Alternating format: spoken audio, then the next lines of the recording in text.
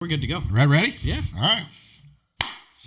Marquee Club members, welcome back to the Multiculturalverse. As your king, I have new Multiculturalverse shit today. Stuff. I found out my niece watches this. She's like 11. Yeah. And so I'm like, okay, certain things, certain topics we shouldn't.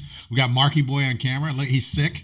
This is your. What's up, guys? This is your big. This is my reveal. And you're sick. Aha! Yeah, da, da, da.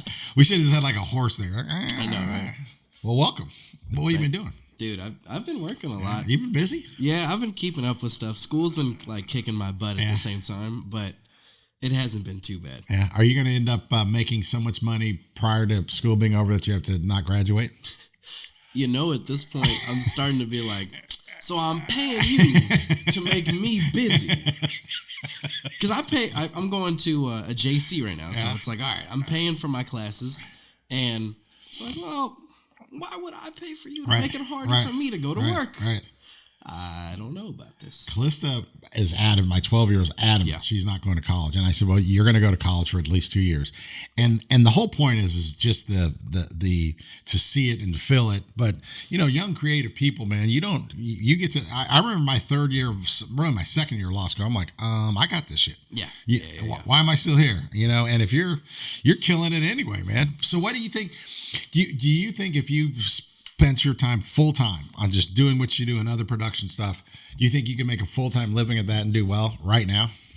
I think it's good that I'm still doing school because then it gives me options. Like I still look into film school and stuff like that. And if I was to do that from like a cold start, it'd be a little more difficult. Yeah. But coming in like as a transfer and stuff like that, it's a little bit more possible. So I think it, at least for right now, it keeps like a little bit more options on the table. So you are planning on film school. Is that what you want to do? I'm still looking into it. Is it just for chicks? No, I like. Oh, really all right. Well, then I thought it was going to be something commendable.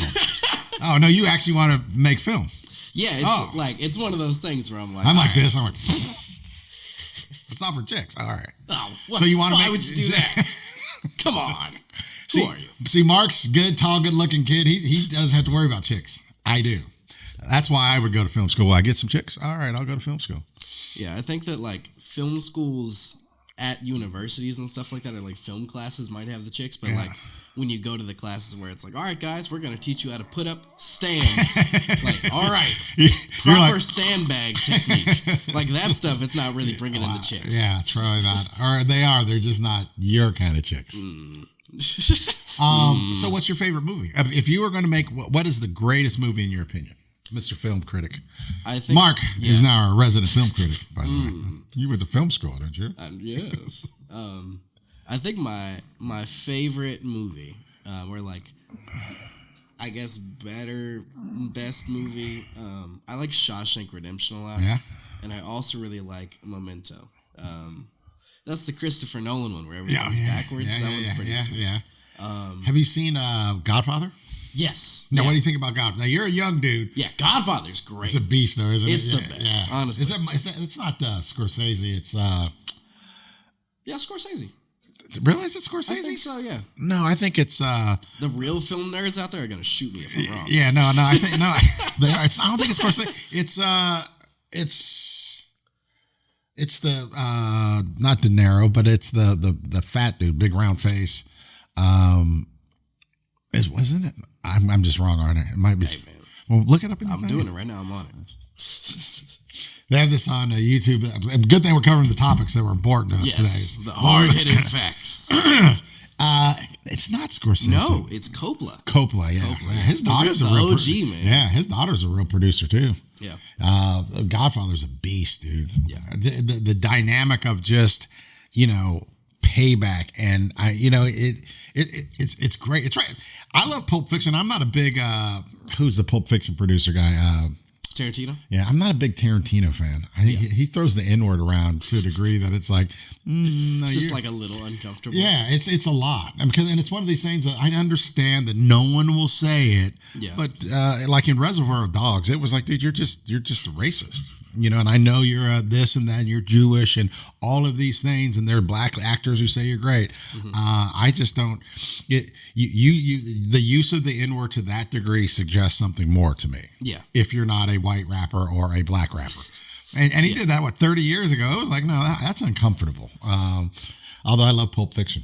The complaint that I've heard from people that dissect scripts for a living, that their issue with it is the fact that he uses it as a point of action. Correct. Versus just as a part of dialogue. Correct. I agree 100%. 100%. And it's a point of ridicule almost or diminishment. It's all the shit that's bad. And again, if I always say this about when Jewish people are doing stuff, it's like if you flip those roles, flip those terms, I think you would see it differently. But what do I know? Speaking of terminology, oh boy, John Gruden. This is why multiculturalism matters, and that's because white liberals fuck it up and brothers fuck it up. This whole John Gruden thing, as many of you know, John Gruden resigned from the Raiders. Resigned, and really did. And the Las Vegas Raiders, because he said DeMaurice Smith had big lips, which, by the way, he does. I've been laughing at that. That's the truest thing he said. I mean, it's like Eddie Murphy says, even black people say he had big lips. But everyone was all outraged by this, and DeMaurice Smith gets on. DeMaurice Smith is the National Football Players League president, who I can't stand because he sells out people of color. He does an appearance and says, I feel slighted and hurt. And it's just like, really? That's the first time anyone has commented on the size of your lips, number one, because they are gigantic. And number two, that is not... If you're offended by that, you know what I'm offended by? I'm offended by the quarterback for the Texans who still isn't playing because you're allowing 20 women to allege that he's done something wrong. And DeMaurice Smith hasn't said a word, not a word. And now you're offended. And then you get DeMaurice Smith. Now he's offended and black players are offended. And I'm like, but you guys aren't offended by there's not one African-American owner in the NFL. You're not offended by there's 4 African-American. You're not offended by that, but you're offended by John Gruden saying DeMaurice Smith has big lips. Look it up. He does. I don't care who you are. Every person would look at it and go, he does have big lips. I don't think it's racist. I don't give a shit. It's meaningless. But this is one of these points where white liberals and black people are like, oh my God, and we got rid of him and he had to quit. You've done nothing. You've not. What about this? He was writing to an owner. Yeah. All the owners have seen this because they did this whole report of the Paul Allen, the guy who owned, of the Washington Redskins, which ultimately they changed because suddenly that was offensive, finally, which is just blatantly offensive. But all the white owners got together and said, okay, we're going to investigate the Washington Redskins organization. And they all saw these emails. Not one owner has been held accountable. If it's so outrageous and so wrong, how come no owners are being held responsible? No one's outraged by that. Yeah. No one's outraged by this. Has been in the domain of the owners forever. And by the way, they won't release the 630,000 other email. Yeah. And they did say that, and he also called someone the F word. As soon as I saw that, I was like, oh, it's up. Time's up. And by the way, it's a perfect segue into Dave Chappelle. Yeah. And I love Dave Chappelle. And it cracks me up. And then again, now we're rolling out the white liberals again and the black guys. So they went and got some black reporter in LA saying, Dave Chappelle, let me tell you why this transgender thing is offensive to transgendered people. If you listen to what Dave Chappelle says, it's absolutely true. He says, you don't give a rat's ass about what they do to black people. Yeah. And yet you say one word about a homosexual and you're the worst person in the world. He said, so I'm going to keep saying it because it brings clarity to the broader issue. And people are losing their minds. And I'm like, what Dave Chappelle is saying is correct. Yeah. It's this nutty, nonsensical approach to race that these entities, these separate, distinct entities have, and there's no common sense. There's no one saying, yeah, Chappelle has a good point. It really is. It is amazing. I am as pro-gay as you get. As a fat, this is a new rule. As a fat dude, a single dude, you are the most pro-gay motherfuckers on the planet. You're like, I wish every dude was gay because I'm Give me a shot. Just a shot. Just get me in the corner. Bring up the percentages a little bit. Please do. But what Chappelle isn't, it's not anti-gay. He's saying what they say and do to African Americans is stunning. And no one says anything. Yeah. And the great white liberals and the black people who want to come help them are like, yeah, that's correct. Gay community is one of some of the highest of discriminatory rates of any group, but we can't say that. But Chappelle's a piece of shit for saying, yeah, I'm not going to change that because I'm pointing to something else and it bothers you. The other thing I find interesting with it is the fact that, like, this special, the one that we're talking about, falls in a line of a series of specials to where he addresses the LGBT community. Now, if you were offended on the first one, why did you watch the second and then the third? And then so, like, even going back to the John Gruden thing, my dad was telling me he had read this thing where they had taken, because obviously John Gruden called the president of the league the F word, but he just said the president in the email. And they had an article that went up. It was like, John Gruden says Joe Biden is a like anti-football and it's like, people are just looking to be offended. They're looking to find these meanings, and it's like, why'd you even turn it on? Without even paying attention to what was said. They don't want to. Yeah. Because then you can't do that. Well, and that's the thing. If you have a clear, succinct discussion about something that makes you uncomfortable, but that's relevant, the way around that is to say, well, you're against gay people, you're against this, you're against that.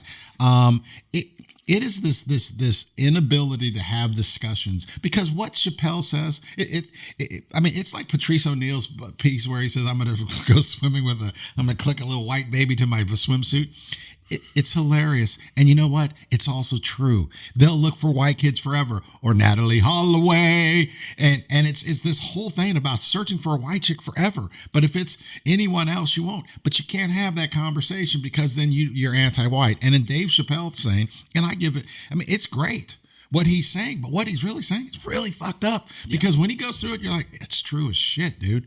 You can do whatever you want to black people, but you say if it's a gay person, and again, the broad picture is it's unfortunate across the board, but don't attack this guy for going out and standing up for what matters. It's finally a black guy and club member, by the way.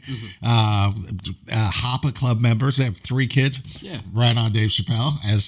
There we are, supporting ourselves again. That's fucked up. I'm supporting Dave Chappelle as a black guy. I'm the black Dave Chappelle is what I'm saying. But not just as a club member, but what he's just saying is it's messed up. And then you have the LGBT community's some of them trashing him, saying, oh my God, you're all, and it's not anti-gay at all. He's saying it's fucked up that this happens, but look at black people and we can't have that conversation. And with Gruden, it's all these people are patting themselves. What have you done? Gruden, anyone who didn't think, maybe I'm pessimistic. I wasn't stunned. The 60-year-old white guy makes racial kind of modest jokes and says the F word. What is kind of funny, ironically, is think about how few people say the F word. Yeah. And it was kind of funny. It's like, man, it's weird, really weird. You have to be in a kind of a different universe. Me and my brother were talking about this. If you are writing someone, texting, and you're saying the F word, and no one says, hey, man, you got to be cool about that. There's no watch it or it's uncomfortable. Yeah. No one said anything. And he's writing to the owners and to the people operating the broadcast studios. No one said a word. No one said, hey, maybe you shouldn't call the dude a faggot. Yeah. I mean, it's and everyone's all, again, the white liberals and the black people are all happy they got rid of the 60-year-old white guy who says stupid shit. Not all that stunning. And the weird thing to me, too, is like, I thought about the same thing as well when I was talking about it with somebody. It's like, all right, so it's one thing to say it. I've seen guys say it and kind of be like, man, what are you doing? Yeah. But I don't want you emailing me or texting. I would be mad if you're texting me stuff that I could get in trouble for. Right. Because the last thing I want to do is have to reprimand my friend or a coworker or whatever. So it's like, man, get this stuff out of here. Like, but let me ask you this: have you? I have fucked up friends. I have a bunch of a bunch of comics. It's the number. I can't think of when I've gotten a text with the F word in it in 15 years. Mm-hmm. Yeah. I mean, you were 3, so I guess it wouldn't matter to you. I'm just saying, I'm thinking it through, and I don't think I've ever gotten an email with the F word in it. And you're just like, and yet there it is. You just email it. I mean, it's almost someone sending, I think it's the modern equivalent of someone sending you child pornography or something. You'd be like, yeah, dude, don't ever do that to me again. ever send me that. Yeah. Or anything close to that. And yet there it is. And no one's saying anything about that. Hey, NFL, because you're so outraged, released 660,000 email. How about this? Release the videotape of Kraft getting a blowjob from the Asian indentured servant. Yeah. They're not that concerned, though. No, it's not that big of a deal. It's messed up. Which segues into our next topic. Washington Post does a whole piece on Friday, all on multiculturalism, and I was like, king of the multiculturalverse. Yes. There I am again. Yeah, I should write them. By the way, you're treading in my water. Be careful. Right. I'll let you pass. Yes. This is my kingdom. It was funny though, and I like it because the tone is starting to change. She was saying, I know this sounds crazy, that some multicultural people resent the fact. Oh, that's a squirrel. Oh. By the way, there was a raccoon out there the other day. Yeah. Calista screamed as loud as she's ever screamed ever. Those things are bigger than you think. They're huge, dude. They're like lions around here, dude. They have no natural predators. But in this article, and it looked like a club member sister wrote, and she said that some multicultural people are saying, don't group me into a specific group. Treat me as a separate multicultural person, as my own ethnic identity. Yeah. And I'm reading, I'm like, yeah, that's exactly right. And they're starting to say some of the good things, but then they segued into this, and this is my rant about African Americans and Latinos and white liberals, of course. In the census, they would not include a multicultural box because African Americans and Latinos and white liberals were worried that it would understate the number of African Americans and Latinos. And there's this whole article, and I'm like, wait a minute, let me get this straight. We're not going to accurately reflect the number of multicultural individuals so that we can overstate the number of Hispanic and African American individuals. Correct. And the reason they don't is because of representation. Yeah, you want numbers. Yeah, and it's like, but what about our numbers? Yeah. And so it hit me. Could you imagine if they said, we're going to not count the number of Jewish people so that Catholic numbers won't go down or Protestant numbers won't. Yeah. I'm reading, I'm like, who would say this kind of nutty shit? Yeah. Yeah, and I think that's the weird thing too. Sometimes people get into like this racial numbers game politics of like, all right, because so many people just self-identify as white instead of like Italian or Scottish or German or whatever, you just kind of have like people almost put themselves at odds with this splintered group. Where like within that group you have atheists and Christians and Muslims, and like those are still all white people. So people look at it as like, no, we got to get all the numbers on our side. Well, and I agree with that, but the other portion of that applies to us too. Yeah. I mean, we are the single most significant block in America today. I don't care what anyone says, whether it's comedy, Dave Chappelle, Bill Burr, you go down the list, whether it's sports. I mean, this weekend was multicultural quarterback weekend. Yeah. I mean, it was just across the board. You look at it and we're leading everything. What about our rights? And again, it goes back to this lack of representation where what we have to do is say, no. You're not taking our cultural heritage and our demographic position to make Hispanics feel better, to make African Americans feel better. Yeah. That's not correct. We don't have to allow that. Yeah, and I don't want to be demonished to other on the thing. Like when I was signing up for college class, I don't want to be other. Like, what is other?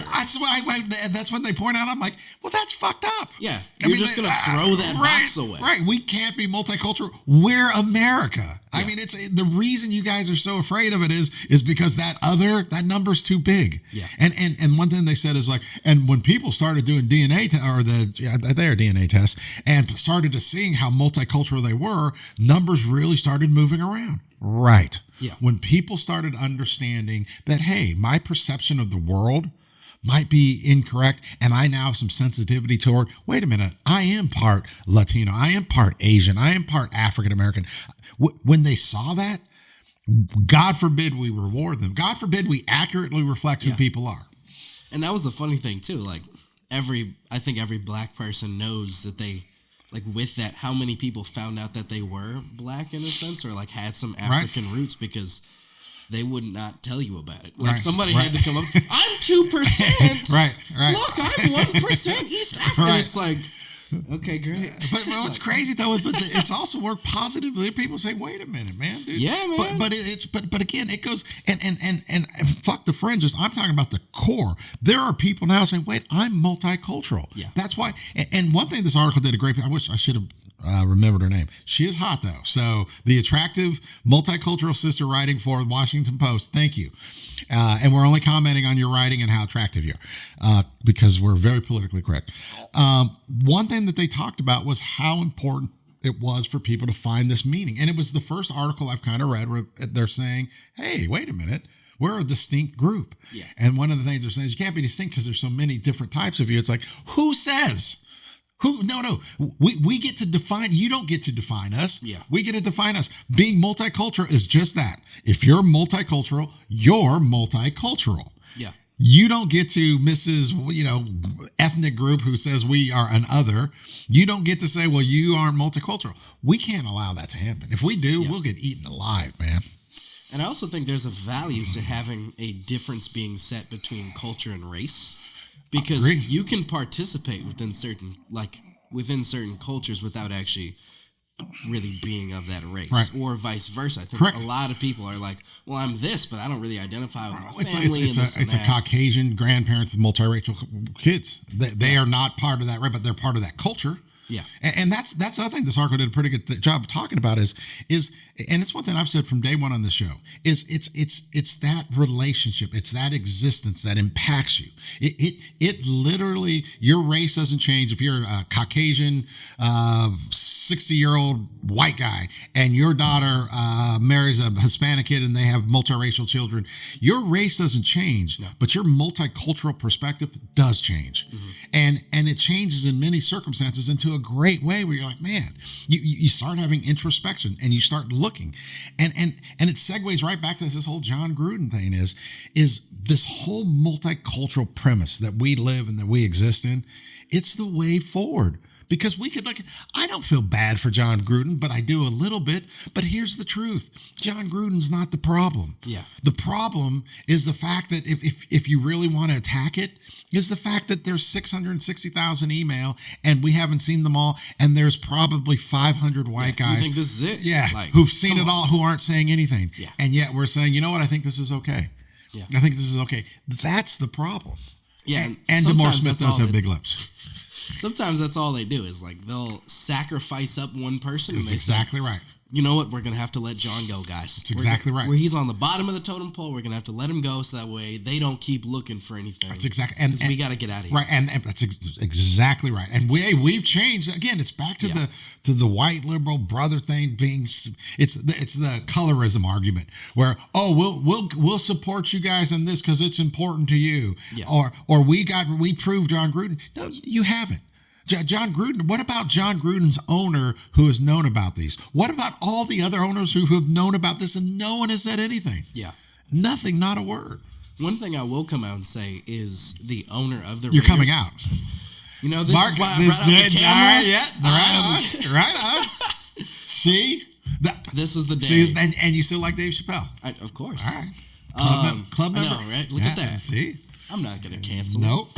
But the owner of the Raiders, Mark Davis, he came out quick. Like I almost like when we were talking about having sympathy for John Gruden. The only part of me that is like kind of feels bad is for like his kids and all that type of stuff. Just because it's like you wake up and within a weekend, your entire life. Because you can't. He used to be a commentator. You can't do that anymore. You can't coach anymore. You're not going to college anymore. His kid still is on staff of the Raiders, but the other. Deuce. Yeah, but bro, have you ever seen Deuce? Yeah, Deuce is a big dude. Deuce is a big man. Deuce is a big dude. The one thing though is again back to the email and text saying the F word or.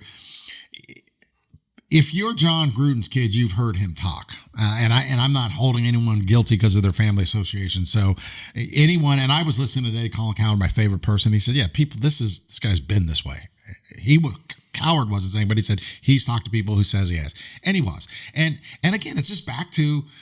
Just even the DeMar Smith thing. I think it's hilarious about the lips. I used to be a comic, and comics, it's funny, but it's even awkward then. Yeah. So making these statements to someone who's not a comic would be weird unless you were kind of okay with it. And that's my point on this is that John Gruden is nothing in this process. No.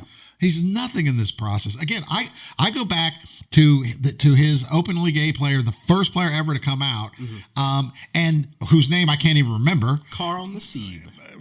How's it? Nassib? Nassib. I believe. He is still has zero recognition for what he did. And just coming out and his courage. And it was fucking incredible. And the NFL still done nothing on that front. Just as they've done nothing on the front of the pedophile taking 9 and 10. What was that guy's name? Dingo or... which dude? The pedophile. Oh, Barkevius. Yeah, I think of Barkevius Mingo or something like that.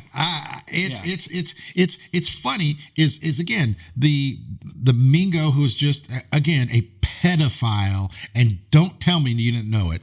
And then with the Nassib, that dude should be. It's amazing. I think I talked about this before. If a gay transgender child has anyone positive to talk to, the likelihood of suicide goes down like 25%. Yeah. 25 fucking percent. You can cut teen suicide by 25% by just giving a motherfucking gay kid or a lesbian child someone to talk to. The NFL, I just gave myself chills, man. The NFL, I'm preaching. No. Well, no. The NFL could use this Nassib as a fucking role model. Yeah. For gay kids playing sports, because gay kids are playing sports. You could be an amazing, and they've done fucking nothing with him. Yeah. Nothing. He's a cool dude, man. He's smart as fuck. He's all this shit. And instead of saying he's a hero, we're spending time with fucking John Gruden sending emails with the F word in it. Yeah. And you think about how Carl Nassib feels as well. It's like, I feel like that's got to be the same equivalent if you're one of the African American players on the Raiders, if he was to come out and say the N-word, where it's like, as him, like, I'm sure John Gruden came in and was like, hey, we support you and all this stuff. But then you see, like... They did a good piece on what Gruden talking about how cool it was when Nassib came out, and they're like, he's a hypocrite. Yeah. The difference, though, is that Gruden didn't say the N-word, but he said the F word, and he said it repeatedly. And again, there's a distinction. And... and Nassib, I think, played it off great. He was just like, it doesn't really matter. Yeah. But it matters to me. And it just matters, again, is when you are sending the F word in email and text, that's a problem. Yeah. That is just a problem. But it's not a John Gruden problem as much as it's an NFL problem. Carl Nassib should be. Could you imagine what you could do in schools? There is. I was reading this thing in the New York Times yesterday. It was talking about transgendered and gay kids who are in foster care. Oh wow! Can't conceivably come out, and it destroys people. I would imagine. Oh, it's and again, so the NFL has this amazing role model, a dude who's gone through all of this, and I think he's a Stanford dude. Isn't Nassib in Stanford? I'm not sure. Yeah, he's some one of those real schools, and beat USC. We don't like him for that. But you have this role model who could be incredible. Yeah. And though their only comment to him is, "What do you think about Gruden saying that for it?" It's the NFL and DeMaurice Smith. What has DeMaurice Smith done about the F word? What is it? Because DeMaurice Smith was more hurt that someone said he had big lips, which he does, than he was about Carl Nassib being called the F word. Yeah. Which isn't like that's your job. Oh my God! The player affairs, right? Allegedly, but he doesn't give a shit about the players. He doesn't. What time is it? Actual time? It's 3:26. Right.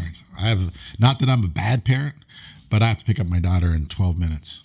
Well, Marky's on air. We've promised him he's going to be better next week. He's come What's out up, now, guys? and so here I am. We should start this thing about make Carl Nassib something. Dude, we could change. I mean, he would be. Other than an NFL superstar and all that. It's like, what do you want to make him? I don't know. I just think he could solve so many problems for these young kids. Man, I found out another one of my daughter's friends just came out as transgendered, which is, and it's, I mean, you hate to be liberal, Mr. Liberal in California, but thank God. If you had a transgender child anywhere else, it would suck. Yeah. Because in Long Beach, at least, they get support. It's cool. But other places, it's just. But Carl Nassib, the NFL should do something and say, hey, I'm gay. You could be gay. But instead of that, NFL talks about John Gruden, who turns out is a racist piece of shit, who did accurately describe DeMaurice Smith's lip size. The only thing I will say that makes me a little Deshaun bit Watson hesitant, is with the name I can remember from the Texans. Oh, yeah. Who's still not playing because of the 21 allegations against him. Yes, sir. Including using ejaculate as a weapon. Just on his own, man. Assault with a deadly weapon. From the hip. No one wants to hang out with him for some reason. Hey, you guys want to? No, that's why he's got to get good. Yeah, I'm not coming over, dude. Yes. Oh shit! He's doing it again. Yeah, my only hesitation with Nassib is like sometimes it can be really frustrating as the one person of a group when everybody looks to you like, hey, tell us what your community thinks. I agree. It's better than nobody. I agree. For sure. I agree. But I've been in a lot of spaces where I'm the only person in the group and people look to me like, how can we love you better? And I'm like, man, leave me alone. Yeah, like, you want to know how? Just don't ever ask me that question again. Yeah, let's take a poll. The only difference with Nassib is that there are, being gay is a huge, contributor to childhood anxiety and it's horrible and it would be great and it would help everybody. It's like now, just think people just don't really give a shit about you being gay when you get older. But these young kids and who live in these dysfunctional, fucked up, if they could just say, hey, this dude says I'm all right, I'm okay. Yeah. That's it. That was a serious ending. Dun, dun. 6,400. Please subscribe. 400. We got This is why this motherfucker's on here. I didn't say that way. We will be back next week. And thank you. Mark, you got anything uplifting to say as your parting shot? What's up, guys? I'm here finally. Today I decided to put on pants for the first podcast. Shorts. He's put on shorts. He couldn't even get pants on. No. All right, we love you guys. Hey, take care of each other. Watch over each other. And that's it, right? Yeah. All right.